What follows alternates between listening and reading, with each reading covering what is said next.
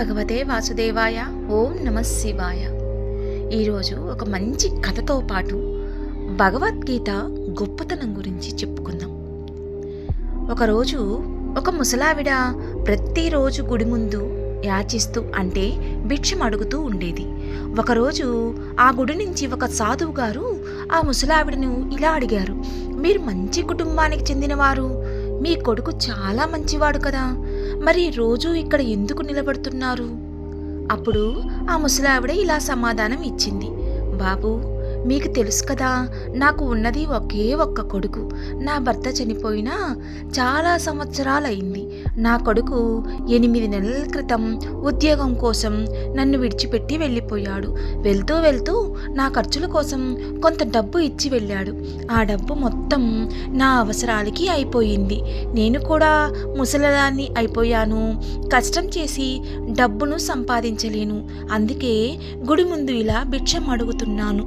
అప్పుడు ఆ సాధువు ఇలా అడిగారు, మీకోసం మీ కొడుకు డబ్బు పంపించడం లేదా? ఆ ముసలావిడ ఇలా చెప్పింది, నా కొడుకు ప్రతి నెల నా కోసం ఒక రంగు కాగితం పంపిస్తాడు. నేను ఆ కాగితాన్ని ప్రేమతో ముద్దు పెట్టుకుని నా కొడుకు జ్ఞాపకార్థంగా ఆ కాగితాన్ని గోడకు అంటిస్తాను. సాధువు ఆమె ఇంటికి వెళ్ళి చూడాలని నిర్ణయించుకున్నాడు. మరుసటి రోజు సాధువు ఆమె ఇంటి లోపలికి ఉన్న గోడను చూసి ఆశ్చర్యపోతారు.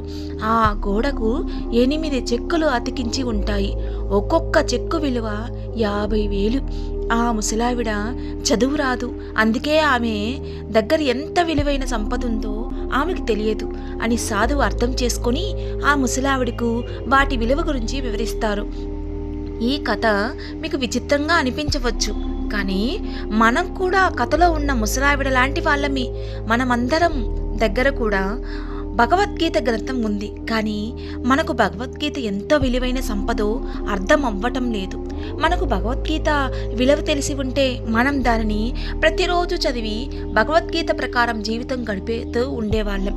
మనం కూడా ఆ ముసలావిడలాగానే భగవద్గీతను అప్పుడప్పుడు ప్రేమతో ముద్దు పెట్టుకుని మన ఇంట్లో పైన అర్మర్లో కానీ భద్రంగా పెడుతున్నాం. ఈ ప్రపంచంలో మొత్తం ఒక భారత దేశ ఆధ్యాత్మిక సంపద సెల్యూట్ చేస్తుంది, కానీ మనం సంస్కృతిని విడిచిపెట్టి విదేశీ ముసుగులో బారిన పడుతున్నాం. సనాతన ధర్మం భూమిపై అవతరించిన కాలం నుండి కోట్ల మంది జీవితాలను మారుస్తున్న గ్రంథం ఇది భగవద్గీత. చదవడానికి మరియు వినడానికి ఎంతో అందమైన శృతి మనోహరంగా ఉన్న గ్రంథం భగవద్గీత. ఈ ఆధునిక సాంకేతిక కాలంలో సైంటిస్టులు కనుక్కుంటున్న ఎన్నో కొత్త విషయాలను ఎన్నో కోట్ల సంవత్సరాల క్రితమే తెలియజేసిన అద్భుతమైన గ్రంథం భగవద్గీత. ఎన్నో వ్యాధులకు మందు మహాభారత భగవద్గీతలో ఉన్నాయి. దేవుడు లేడు అని నమ్మే ఎంతో మంది నాస్తికులను సైతం గొప్ప దైవ విధేయులుగా మారుస్తున్న గ్రంథం ఈ పవిత్ర భగవద్గీత. అలా గొప్ప సైంటిస్టులను సైతం దైవ విధేయులుగా మారుస్తున్న గ్రంథం భగవద్గీత. ఈ ప్రపంచంలో కొన్ని కోట్ల మంది హృదయాలను కంఠస్థం చేయబడిన గ్రంథం భగవద్గీత. ఈ ప్రపంచంలో ఎల్లప్పుడూ అత్యధికంగా పఠించుతున్న గ్రంథం భగవద్గీత. ఇంకా ఎన్నో గొప్ప ఘనతలు కలిగి ఉన్న గ్రంథం భగవద్గీత.